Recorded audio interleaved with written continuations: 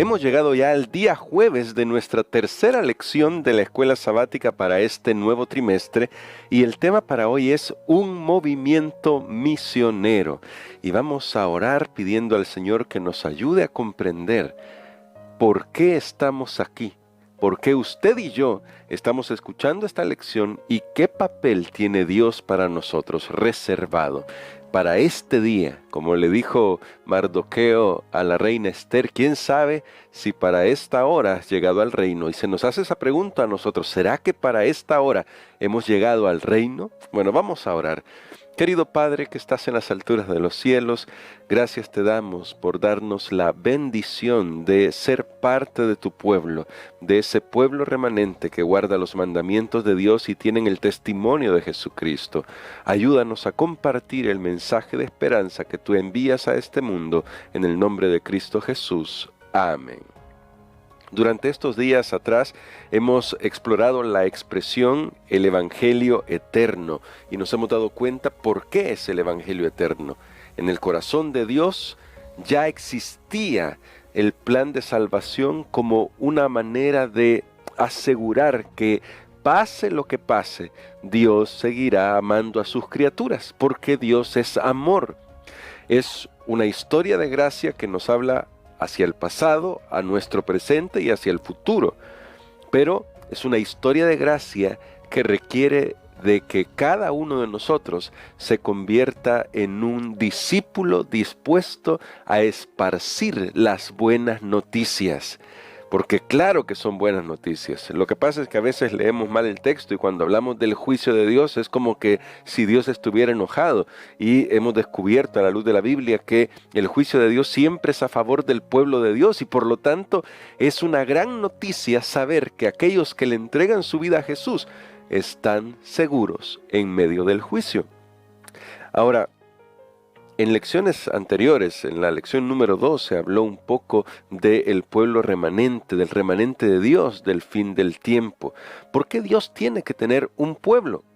¿Por qué Dios siempre ha tenido un pueblo? Desde el Génesis hasta nuestros días, Dios siempre ha tenido representantes de Él en la tierra. Y noten cómo lo he dicho, representantes de Él, porque al final toda persona que invoca el nombre de Dios se convierte en un representante de Él. Ahora lo que restará saber es si sus frutos, si los frutos de cada persona están en armonía con quien decimos que es nuestro Dios.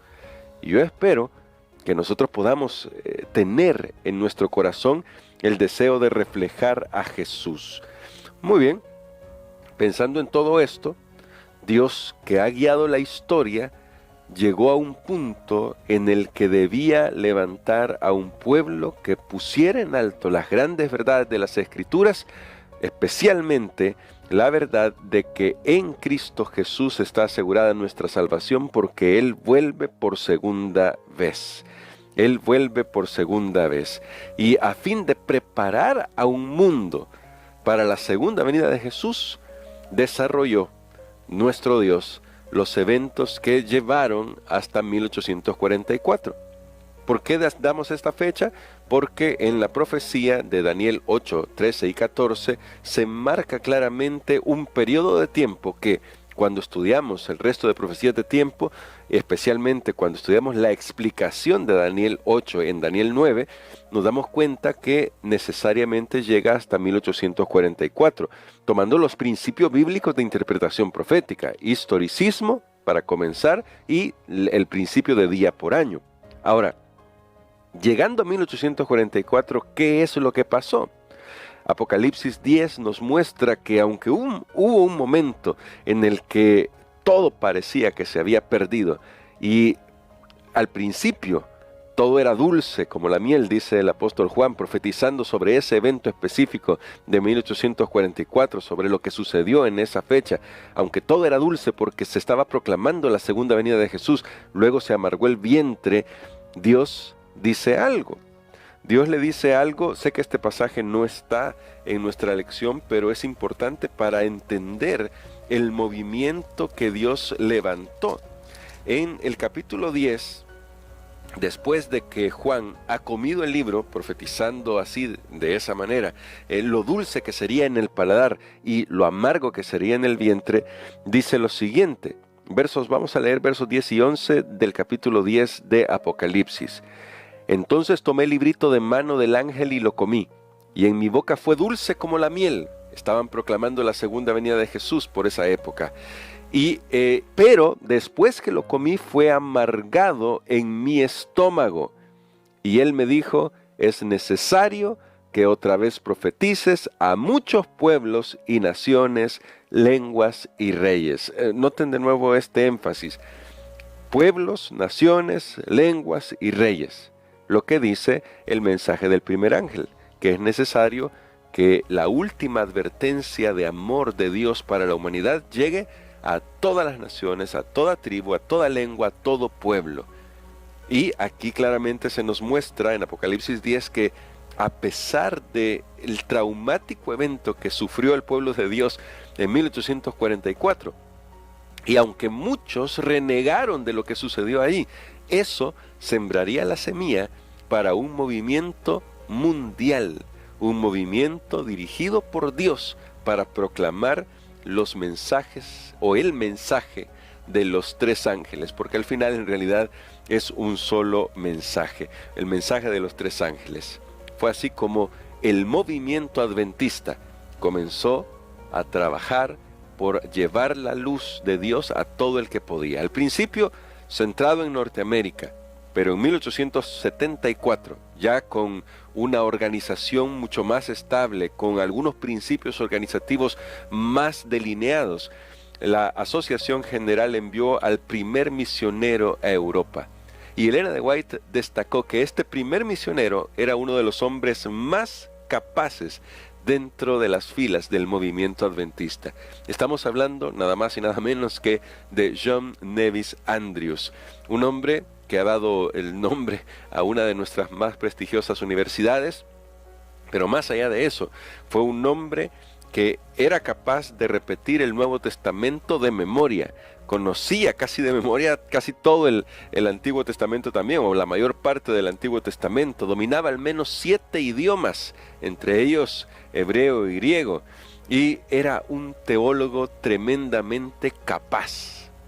Cualquiera podría pensar, bueno, alguien con todas esas cualidades de erudición debería estar escribiendo libros en una oficina, en un lugar apartado que le pueda dar tiempo para pensar, y de hecho escribió varios tratados interesantes, se han reeditado por nuestra editorial IADPA para Interamérica, uno de sus tratados sobre el sábado, fue un erudito tremendamente capaz. ¿Por qué enviar a un hombre así a un lugar donde había pocos creyentes? Esa es la gran pregunta. ¿Por qué enviar a un hombre capacitado, el hombre más capaz, en palabras de Elena de White, de las filas del adventismo, hacia el campo misionero, hacia un campo misionero desconocido? Pero más que eso, ¿por qué él estuvo dispuesto a ir? ¿Por qué estuvo dispuesto a pagar un precio tan alto? ¿Por qué? Esa es la gran pregunta. Su esposa había muerto. Tenía 2 hijos y de hecho también sufrieron muchísimo, muchas penurias a causa de los viajes misioneros de Andrews. Realmente uno se pregunta por qué alguien con esas cualidades de liderazgo, de erudición, está dispuesto a ocupar el puesto más humilde entre todas las filas, tratando de alcanzar a personas que no conocen del Evangelio, cuando podría estar enseñando a otros en las grandes universidades o en los grandes congresos y estar enseñando y diciendo, miren, este es el camino que debemos seguir, porque era un gran erudito. Pero no, él decide seguir el camino de Jesús, es decir, ir a donde se necesita llevar la luz del Evangelio. E hizo grandes cosas. ¿Por qué? Porque él creía que Jesús venía pronto, que la venida de Jesús estaba cercana y que la verdad de Dios debía llegar a todo el mundo lo más pronto posible. Y entonces él decidió que él tenía que ir. Si lo estaban llamando era porque Dios lo estaba llamando. Y eso nos pasa a nosotros, mis hermanos. Dios nos está llamando. Y Dios quiere que usemos todas las capacidades que nos ha dado. Somos sus siervos y debemos responder ante Él como sus siervos. ¿Cómo lo vamos a hacer? Bueno, usando nuestro servicio a Él, pero no solos. Hechos 1:8 dice, recibiréis poder cuando haya venido sobre vosotros el Espíritu Santo y me seréis testigos. Cada día necesitamos el Espíritu Santo. Cada día necesitamos que el Espíritu Santo nos impulse, nos dirija, ilumine nuestra mente para que podamos cumplir la gran señal positiva de Mateo 24:14. Y será predicado el Evangelio del Reino a todas las naciones por testimonio a todas las naciones, y entonces vendrá el fin. Así que debemos hacernos una pregunta. ¿Qué papel crees que vamos a desempeñar tú y yo en este momento de la historia? Jesús se acerca. La segunda venida de Jesús está más cerca que cuando creímos. Y el Señor espera que hagamos nuestro papel. A veces nos confundimos pensando que si no hago lo que otro hace, entonces no estoy trabajando. No, mi hermano, mi hermana. Haga lo que usted ha sido llamado a hacer. Haga lo que usted ha sido llamada a hacer para la honra y gloria de Dios. Lleve el amor de Jesús a quienes lo necesitan y presente las verdades del Evangelio con el mismo amor con que Jesús presentaba la verdad. Y se dará cuenta que hay mucha gente que está dispuesta para escuchar. Que Dios nos ayude, mis hermanos, mis hermanas. Que Dios nos ayude a compartir el Evangelio. Estamos en un movimiento misionero y cada uno de nosotros debe convertirse en un misionero. No puedo decirle cómo, pero sí puedo decirle que si le pedimos a Dios que nos ayude, Él nos dirigirá, Él nos ayudará. Y yo termino con esta anécdota. A medida que yo crecía en mi iglesia, recuerdo a un hermano que no sabía leer, pero vaya que era un entusiasta para compartir el Evangelio. Nuestro hermanito, yo recuerdo, siempre andaba buscando cómo compartir. A veces andaba con trozos de textos de la Biblia en su bolsa de camisa, y eso entregaba. Le pedía a alguien que escribía esos textos y eso entregaba. A veces él lo único que hacía era invitar a la gente a la iglesia, pero era un entusiasta compartiendo con otros las buenas nuevas de que Jesús venía por segunda vez. Y Jesús viene por segunda vez. Muy pronto Él vendrá. Y ahora lo que nos queda a nosotros es preguntarnos, con lo que Dios nos ha dado, ¿qué vamos a hacer? ¿Qué vamos a hacer para cumplir nuestro papel en el movimiento misionero que Dios ha levantado para esta última etapa de la historia del pecado sobre este mundo? Vamos a orar y vamos a pedirle al Espíritu Santo que ilumine nuestros corazones.